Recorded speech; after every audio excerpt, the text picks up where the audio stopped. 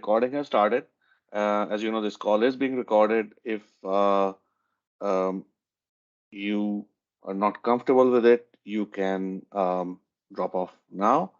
And with that, I will hand over the floor to and I. Please take it away. Yeah, thanks, Naveed. Thanks everyone for joining the call on Friday. So today's topic, as Naveed has mentioned here, also as part of the meeting invite. So I'm going to be covering mainly Microsoft Purview and some of the features that it offers. Again, lots of things are still work in progress from Microsoft Purview perspective, but again, it's maturing pretty fast. So I'm going to share what I have been currently working on for one of my client where we have been deploying this Purview as a POC. So all the findings that I have so far found from the features and overview perspective, I would like to share that with you guys. Feel free to raise any questions that you may have during the call, or maybe wait till the end, and hopefully we have some time where you can ask some questions, right? And I'll try my best to answer whatever questions I can, right? So just to start on the first slide.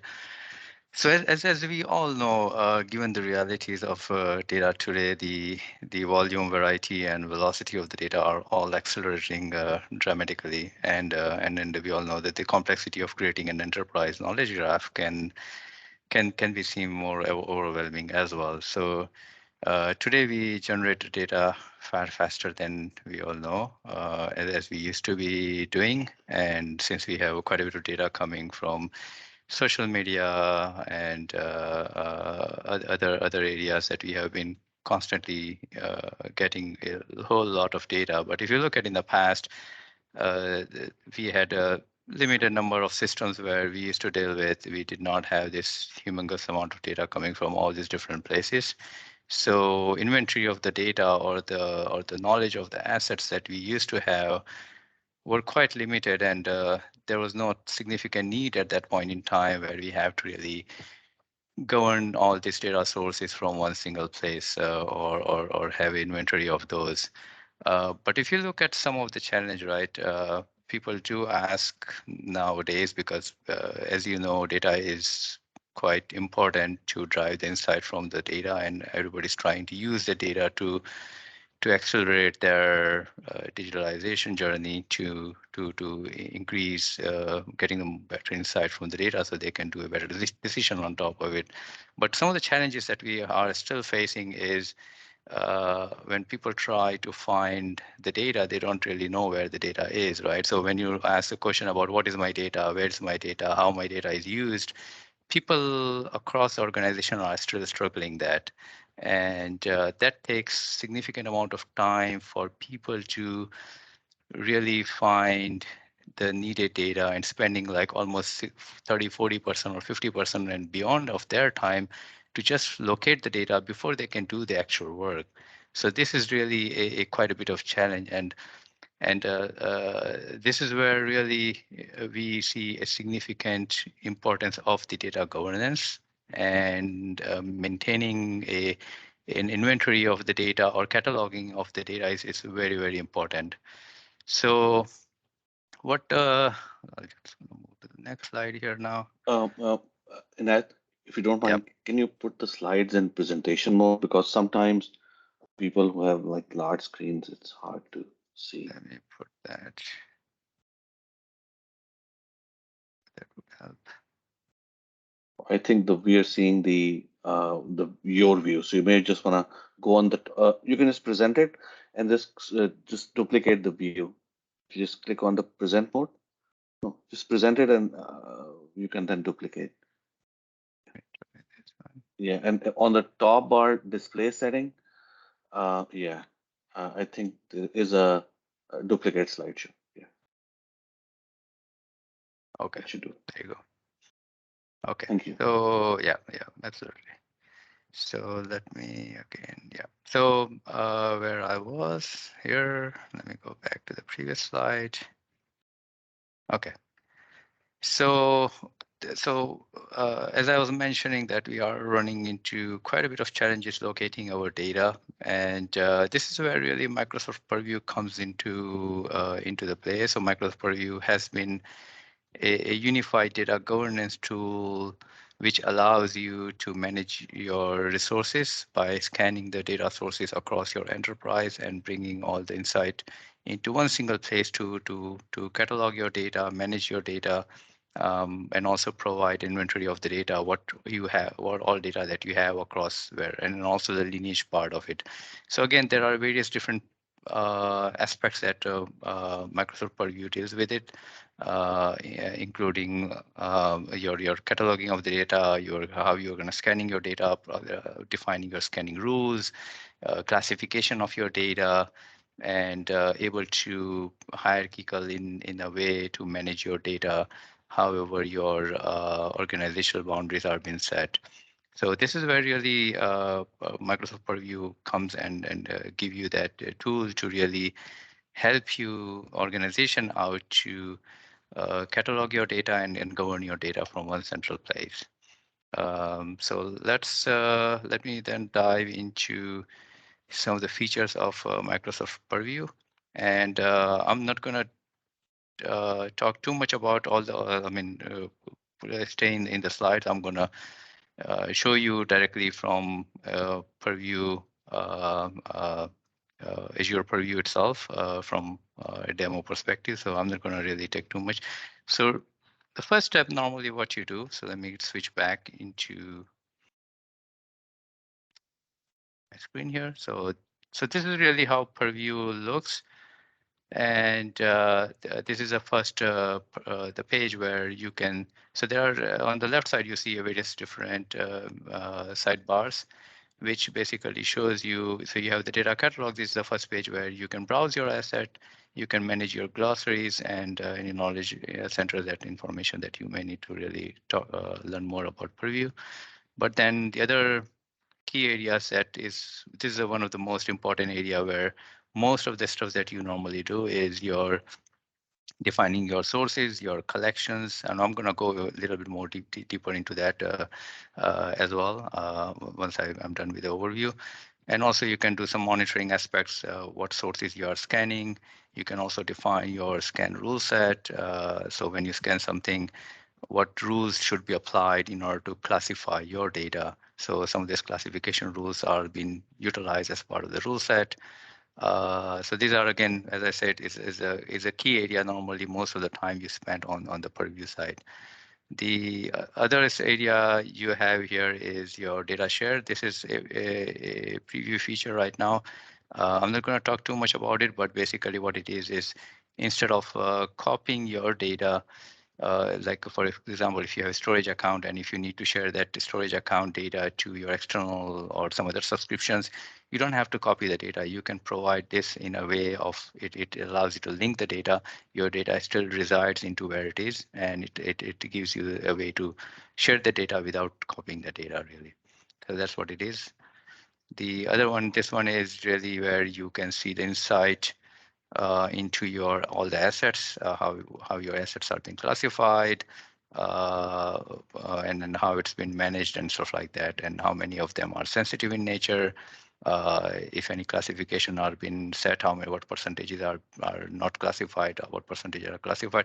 So this is again a very high level dashboard view of your overall assets, how it's been used, and it allows the data owners to really focus on the areas which they need to focus on to make sure that the data has been properly managed and classified.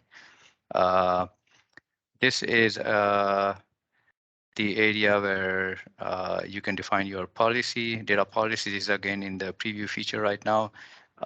What this allows you to do is from Purview itself, if the right access has been granted, it is a kind of a workflow feature. If somebody requests for an access to a certain resource or certain asset, you can grant that resource access directly from here without, let's say, going into a storage account or a SQL server to grant access to it. So again, this is also in preview feature.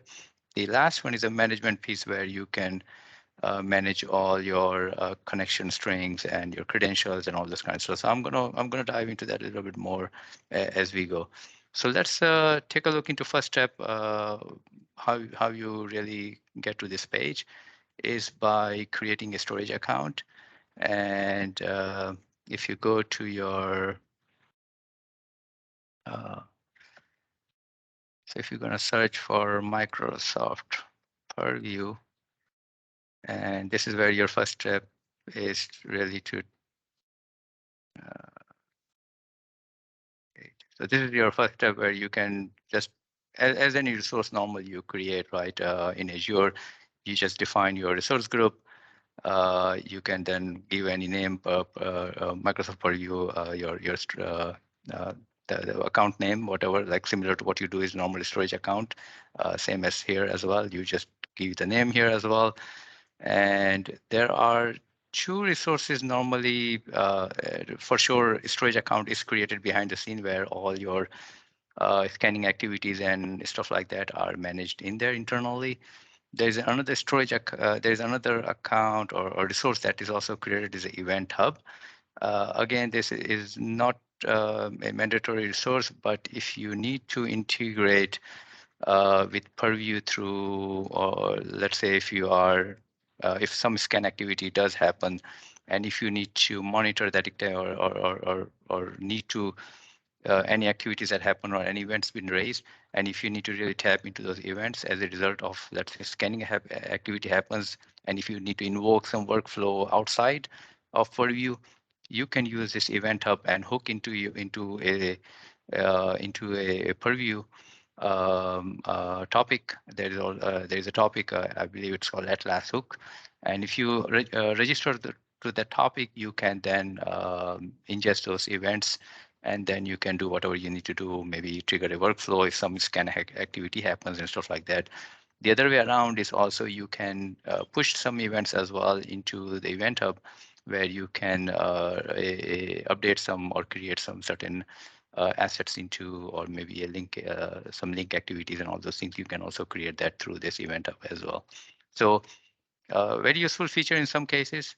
But again, this one is not mandatory, but storage account definitely is. So rest of the stuff, again, you can provide your managed resource names here as well if you need to. So you can enable this here, or you can just go into storage account and enable it as well after you create this as well. Next up is again standard networking stuff. You can define a private endpoints for this one, and also secure this whole purview if you are playing in that secure environment as well. And you just go and create this storage account. Once you create the storage account, it takes you to this to this view, and then you can just launch the purview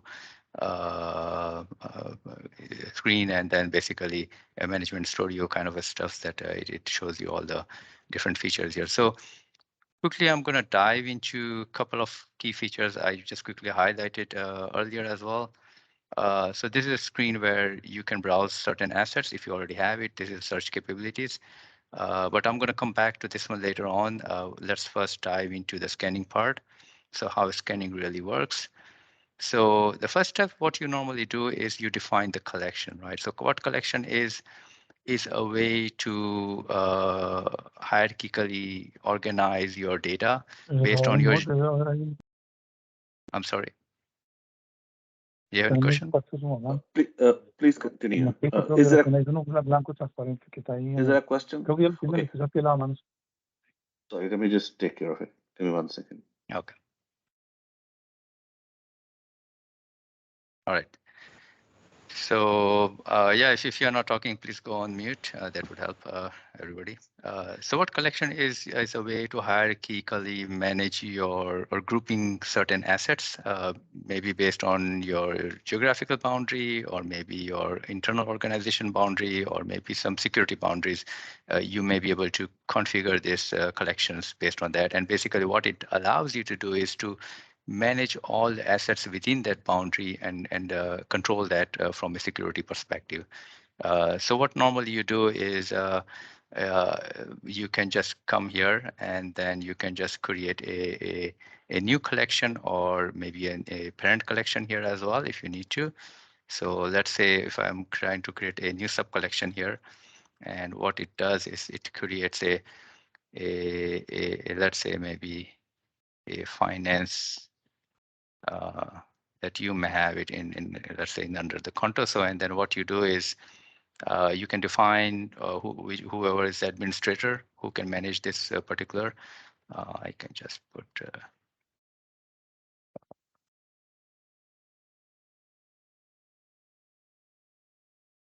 and then you just create it, and what it does is it just creates a hierarchy here as well.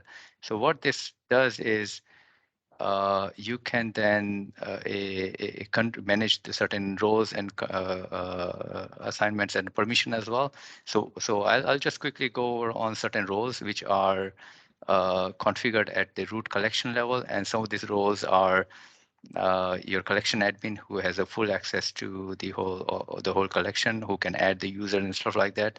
You have the data curator role. This is again one of the most important role, which is used to allow people who are added to this curator role scanning the data and then perform the classification and all this kind of stuff. So this is again a very important role.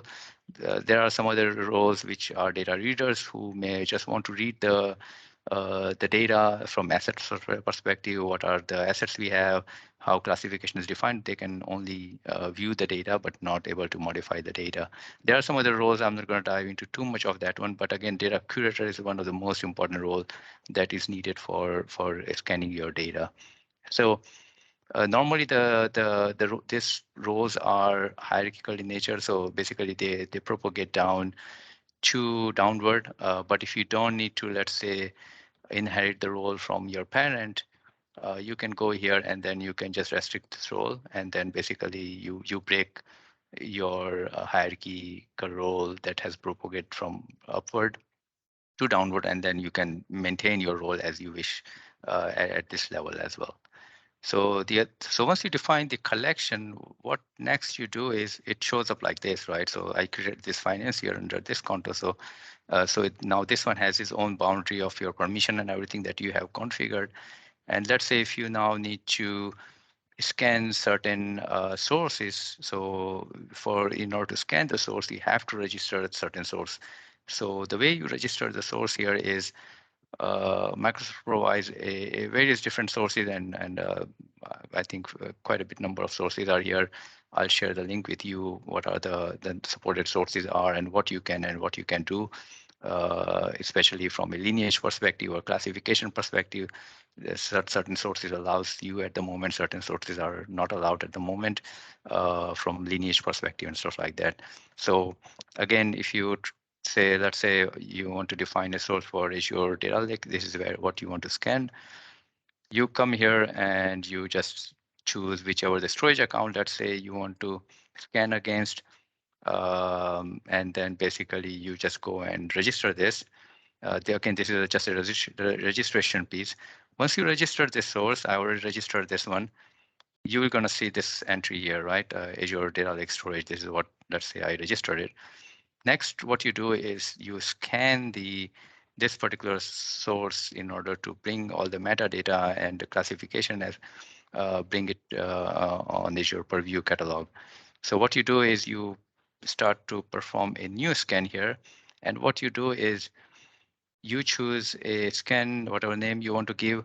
You choose an integration runtime. So this is an auto resolver integration runtime managed by Microsoft, and this manages. So there are three different types of integration runtimes. I can briefly talk about that one. So one is a Microsoft managed. This is what it is. The other one is your SHIR, which is you manage that integration and self-hosted integration runtime, which is something you configure it. If you want to scan the data, let's say on your on-prem, so you install a client on that particular virtual machine or whatever you may have, and you can then scan that particular source in a secure way as well. And the third one is Microsoft Azure hosted, which is basically which is basically you created a managed endpoints, and Microsoft manages all the virtual networks and all those things behind the scene. And then basically through that, you can securely connect to your storage accounts and all those things through the private endpoints. So those are the three different ways you can really do your integration runtime or set integration runtime. So I have chosen the default one here as right now. And then you can define whatever the credential that you want to use in order to connect to that storage account in order to scan. So what you do normally is you go to the storage account, and as part of the storage account, let's see if I can show that to you here quickly. Uh,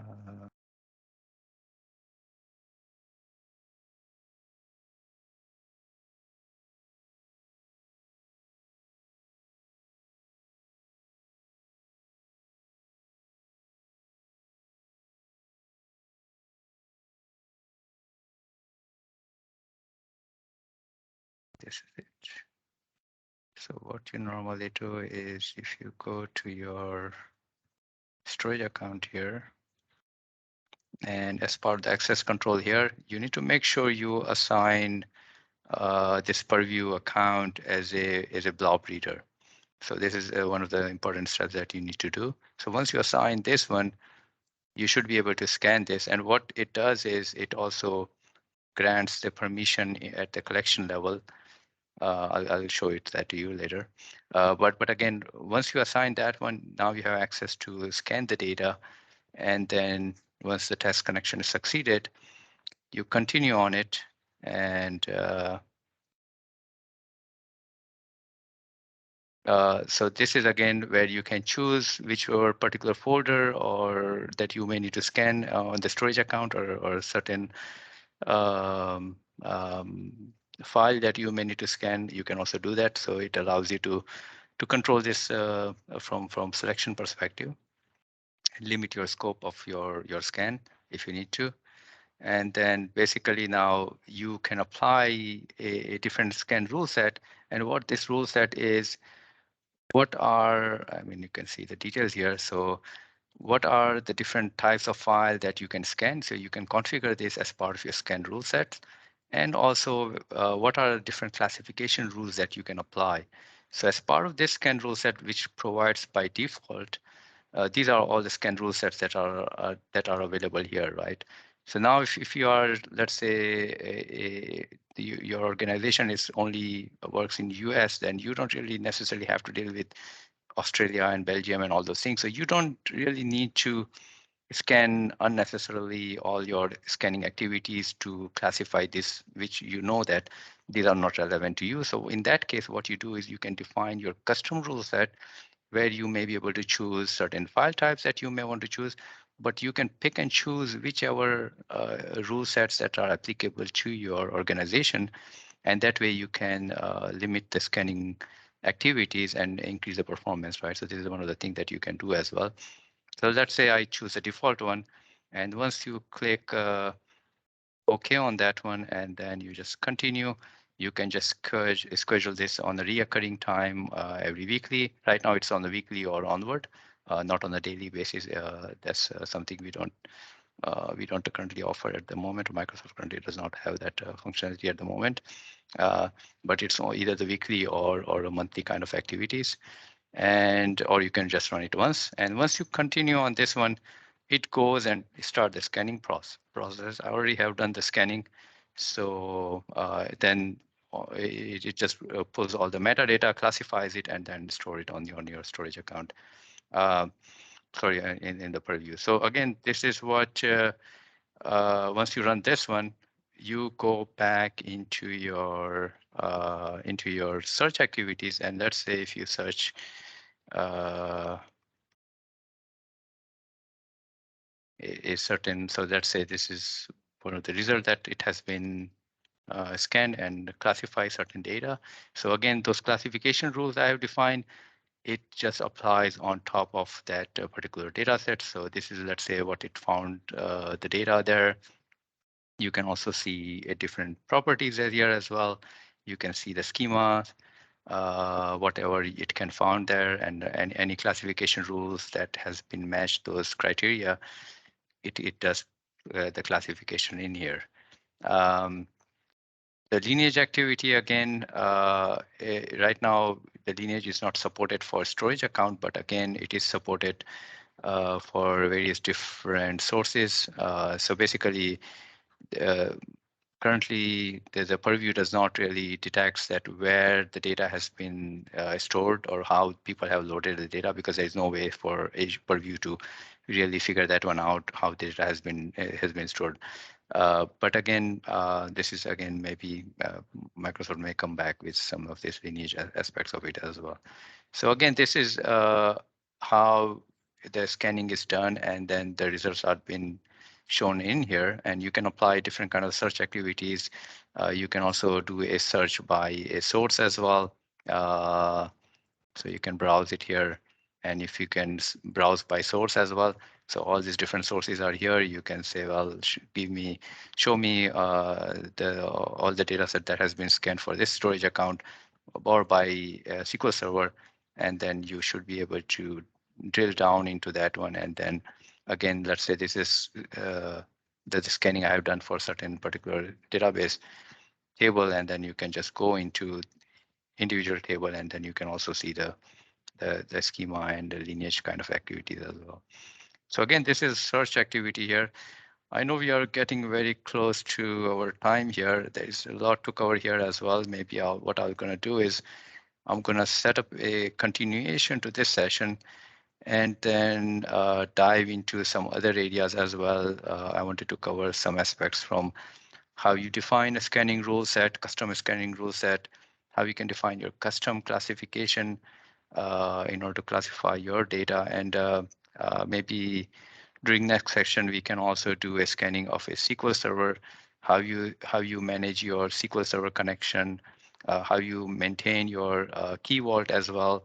Again, this is where you try to set your key vault and storing your connection string to a SQL Server before you can scan your SQL Server. So I would like to cover this one as well during our next session, and also possibly a data factory integration where you can do a lineage of data factory, how it works. And once you scan, and you can see the lineage aspects of it there as well. Again, lots of other features are here as well. Unfortunately, in 30 minutes, it's hard to cover all those aspects of it. But again, in today's session, we basically covered is the scanning part of it, how you register the source, how you define your collection, and how collection has been managed from hierarchical perspective, and how you manage your permissions and all those aspects of it. And then scanning your source, we took it Azure data lake.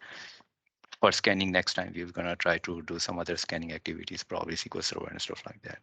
So any questions you may have, maybe 1 minute or something, I can take any questions. Yeah, I don't see anything in the chat window. So please, if you want to ask, feel free to open mic and ask the question.